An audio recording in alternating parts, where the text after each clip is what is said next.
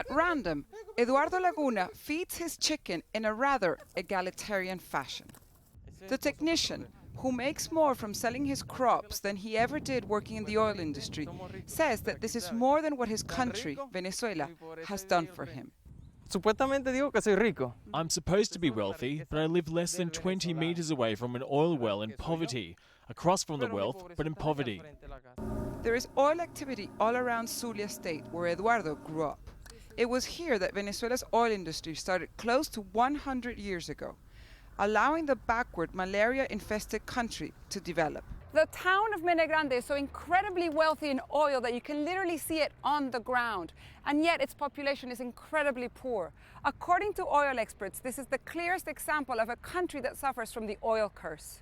Or basically, the inability of most resource-rich nations to invest their immense wealth wisely, especially when it comes to their poor. But it wasn't always like this. From 1911 to 1915, the men in this picture, headed by a geologist called Rolf Arnold, walked across Venezuela hunting for oil.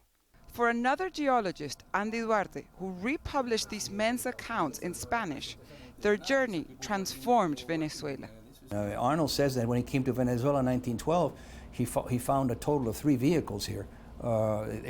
Venezuela was just sort of waking up. In 1952-53, Venezuela was the second or third largest oil producer in the world.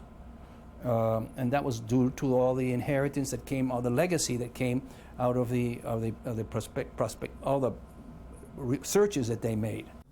But back in Eduardo's home, 100 years later, that transformation seems incomplete. Me siento impotente. I feel powerless, so poor. Maybe the government arcs are full, but I'm not.